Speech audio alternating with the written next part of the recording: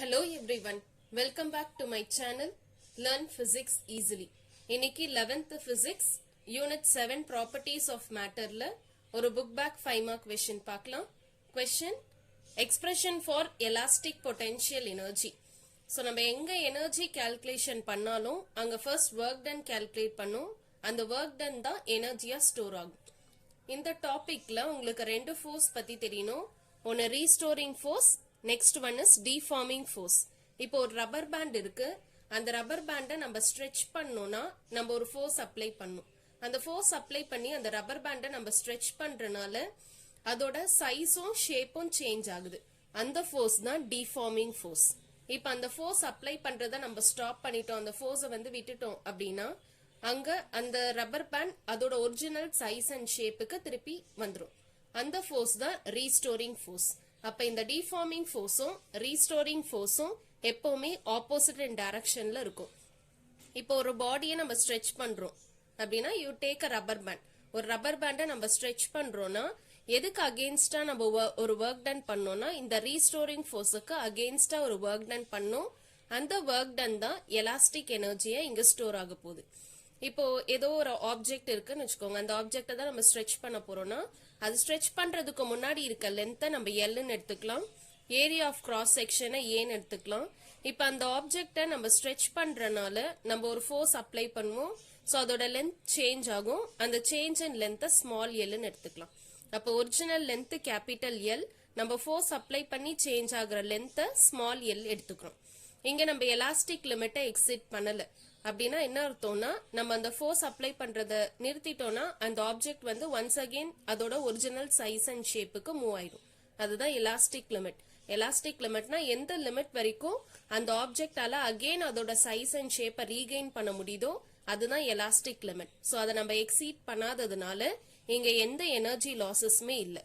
So நம்ம சொன்ன மாதிரி ஃபர்ஸ்ட் ஒர்க் டன் என்னன்னு கால்குலேட் பண்ணலாம். Work done formula force into displacement.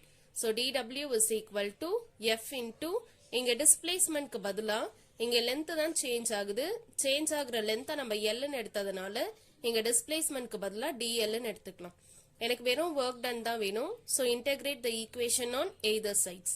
இப்போ இன்டகிரேட் பண்றப்ப இங்க இன்டகிரேஷன் சிம்பிள், இங்க இன்டகிரேஷன் லிமிட்ஸ் என்னன்னா இனிஷியலா எந்த சேஞ்சஸுமே இல்லை லென்த்ல, அதனால நீங்க ஜீரோன்னு எடுத்துக்கலாம். சேஞ்ச் ஆகுற லென்த்தை நம்ம எல்னு எடுத்துக்கிறோம். இன்டகிரேஷன் ஆஃப் டிடபிள்யூ வெறும் டபிள்யூ, இங்க அப்படியே அந்த ஈக்குவேஷன் இருக்கும். ஸோ இது ஃபர்ஸ்ட் ஈக்குவேஷன். இங்க 3 மாடுலஸ் ஆஃப் எலாஸ்டிசிட்டி இந்த லெசன்ல இருக்கு. அதுல யங்ஸ் மாடுலஸ் நம்ம எடுக்க போறோம். யங்ஸ் மாடுலஸோட ஃபார்முலா என்னன்னா tensile stress divided by tensile strain. ஜென்ரலா ஸ்ட்ரெஸ்னாலே ஃபோர்ஸ் பை ஏரியா 2 மார்க் கொஸ்டின்ல படிச்சிருப்பீங்க. ஸ்ட்ரெஸ் ஃபார்முலா என்னன்னா ஃபோர்ஸ் டிவைடட் பை ஏரியா. ஸ்ட்ரெயினோட டெஃபினிஷன் என்னன்னா change in dimension by original dimension. இந்த எக்ஸாம்பிள் இந்த கொஸ்டின்ல அந்த டைமென்ஷன் நம்ம லென்த்னு எடுத்திருக்கோம். சேஞ்ச் இன் லென்த் ஸ்மால் எல்னு எடுத்தோம், ஒரிஜினல் லென்த் கேபிட்டல் எல்னு எடுத்திருக்கோம். ஓகே, அப்ப ஸ்ட்ரெஸ்ஸோட ஃபார்முலா ஃபோர்ஸ் பை ஏரியா, ஸ்ட்ரெயினோட formula change in length divided by original length. So இந்த ஈக்குவேஷனை நம்ம ப்ராப்பரா ரீஅரேஞ்ச் பண்ணிக்கலாம். இந்த எஃப் பை எல் இங்க இருக்கும். இந்த ஈக்குவேஷனை நம்ம ரீஅரேஞ்ச் பண்ணோம்னா இந்த எல் மேல வந்துரும், இந்த ஸ்மால் எல் கீழே வந்துரும். ஸோ இங்க ஃபர்ஸ்ட் ஈக்குவேஷன்ல ஃபோர்ஸ் இருக்கு. ஃபோர்ஸ்க்கு தான் இந்த ஈக்குவேஷனை ரீஅரேஞ்ச் பண்ணும். அப்ப ரீஅரேஞ்ச் பண்ணுங்க. எனக்கு எஃப் வேணும். ஸோ இதை அப்படியே கிராஸ் மல்டிப்ளை பண்ணிக்கோங்க. ஒய் ஏ எல், இந்த கேபிட்டல் எல் அந்த பக்கம் வந்துச்சுன்னா டிவிஷன்ல வந்துடும். ஓகே, ஸோ ஜஸ்ட் நம்ம என்ன பண்ணிருக்கோம்னா இந்த ஈக்குவேஷனை ரீஅரேஞ்ச் பண்ணி ஃபோர்ஸ் என்னன்னு ஃபைண்ட் அவுட் பண்ணிருக்கோம். இது செகண்ட் ஈக்குவேஷன். இப்போ என்ன பண்ணலாம்னா இந்த செகண்ட் ஈக்குவேஷனை ஃபர்ஸ்ட் ஈக்குவேஷன்ல சப்ஸ்டிடியூட் பண்ணலாம். W is equal to integration 0 to L.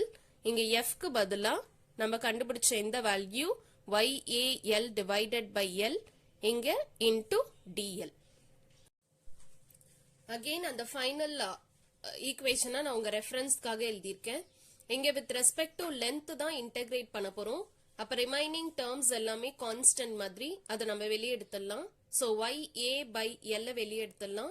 இன்டகிரேஷனுக்குள்ள வெறும் LDL மட்டும் தான் இருக்கும். உங்க டெக்ஸ்ட் புக்ல டம்மி வேரியபிள் அப்படின்னு சொல்லி ஒரு ஸ்டெப் அடிஷனலா இன்க்ளூட் பண்ணிருப்பாங்க. But that is not at all necessary. நம்ம இந்த ப்ராப்ளமை சிம்பிளாவே சால்வ் பண்ணிடலாம். So integration of LDL எல்க்கு மேல எந்த பவருமே இல்ல அப்படின்னா நம்ம 1ன்னு இமேஜின் பண்ணிப்போம். இன்டகிரேட் பண்றப்போ ஒரு பவர் ஆட் ஆகும், அதே பவர் தான் டினாமினேட்டர்லயும் எழுதுவோம். ஸோ இங்க 1 இருக்கனால ஒரு பவர் ஆட் ஆயிடும். ஸோ எல் ஸ்கொயர் அதே பவர் தான் இங்க கீழேயும் போடணும். இங்க நான் ஏன் லிமிட்ஸை விட்டுட்டேன்னா நம்ம லிமிட் சப்ஸ்டியூட் பண்ணா கூட எல் ஸ்கொயர் டிவைடட் பை 2 தான் வரும், எந்த சேஞ்சஸுமே இல்ல. அதனால நான் அந்த ஸ்டெப்பை வந்து ஸ்கிப் பண்ணிட்டேன். இப்ப நம்பரை தனியா எழுதிக்கோங்க. இங்க 2 இருக்கு, இதை நம்ம தனியா எழுதிக்கிட்டோம்னா 1 டிவைடட் பை 2. இங்க YA பை L இருக்கு. இந்த L ஸ்கொயரை நான் L இன்டூ Lன்னு ஸ்பிளிட் பண்ணி எழுதியிருக்கேன். இப்ப இந்த பிராக்கெட்டட் டேர்ம் பாத்தீங்கன்னா ஆல்ரெடி இங்க நம்ம ஃபோர்ஸோட எக்ஸ்பிரஷன் கால்குலேட் பண்ணியிருக்கோம்.